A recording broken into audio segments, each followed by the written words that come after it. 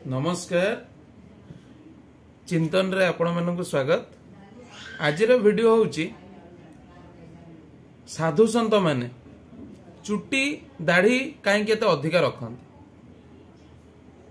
केबे क्वेश्चन मुंड को आसी नथिबो प्राय लोकंकर क्वेश्चन आसी नथिबो। आमर धारणा कि साधु संत माने रखते किंतु ता पछरे कोन कारण रही जो कि से माने रखुचंती आज आम तर्जमा करिबा। देखंतु आमर जो वायुमंडल रोचे से वायुमंडल रे गोटे मैग्नेटिक फोर्स रोचे गोटे मैग्नेटिक पावर रोचे तार काम कौन प्रत्येकंकर गुण भल गुण खराब गुण प्रत्येक व्यक्ति एपर्यंत जो माने आसिकी गलेनी से माने जहा जहा साधन भजन करिचंती भगवान को पाइबा पाई बा भगवतमुखी हवा पाई से प्रत्येक साधन शक्ति ठूल होइकिना थाए वायुमंडल रे। आपण माने मार्क करिथिबे एबे भी वृंदावन रे बेले बेले राधा कृष्णंकर नाचिबार देखा जाए। एबे भी वृंदावन रे संध्या हो गले केतेरा मंदिर बंद करा हे जाए काहेकि ना सेठी राधा कृष्णंकर लीला एबे भी हुए। ता माने कोन ना लीला हेइतिला आपणकर 5000 वर्ष तळे किंतु तार जो प्रभावटा एबे भी वायुमंडल रे अछि जोटार बेले बेले दृश्यमान होछि।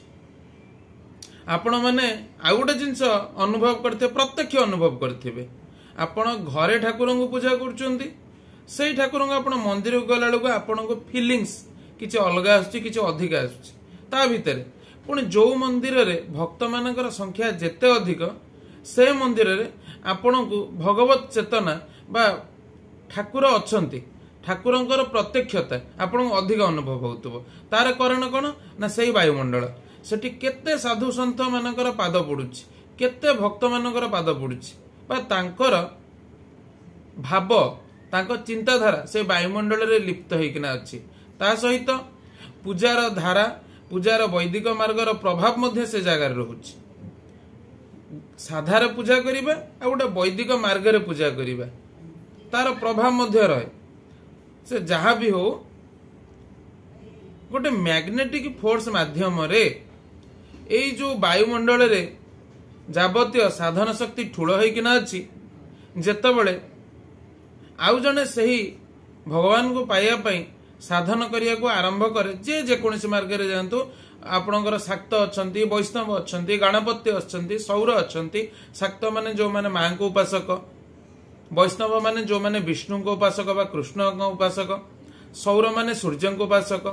गणपत्य माने गणेश को उपासक से जहाँ भी हो जी जो मार्ग रे जाओ जो माने गुरु को उपासक जी जो मार्ग रे जाओ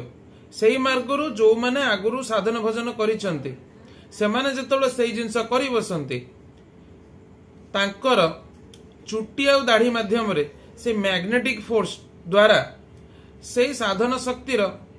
आभास से साधन शक्तिर प्रभाव से व्यक्ति मध्य को संचरित होता है जहा फल पूर्व व्यक्ति करिथिबा साधन जेतेबेले ता पर व्यक्ति सही साधन करि बसे ताको से प्रकार कष्ट करिया को पड़े ना बा से करू करू ता से जिंस आ टिके इजीली हो जाए बा जे जो स्वभाव से स्वभाव ताके आकृष्ट करे जहा फल ताको से जिंस करिया पई आउरी इजी होता है आउरी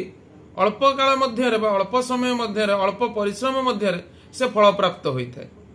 सेथिपई साधु माने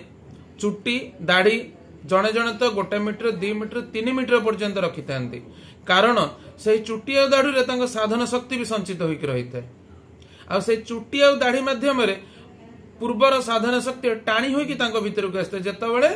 सेही माने सेही साधन करिवा पई बसंती जी जो भावर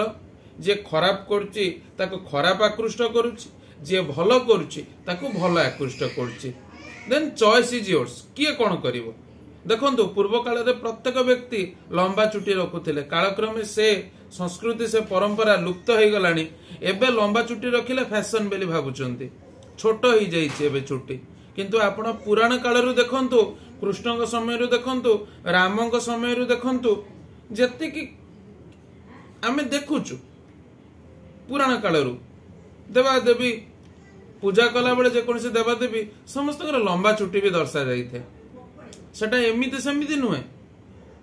तार कारण ये महान कारण से रखी था से माने कौन से स्टाइल पे निजको सुंदर देखा या रखी न था तेणु आज वीडियो रे एतिकी जदि कौन सी मनरे क्वेश्चन थाए तो कमेंट रे लिखिकी जणांतो। जय जगन्नाथ।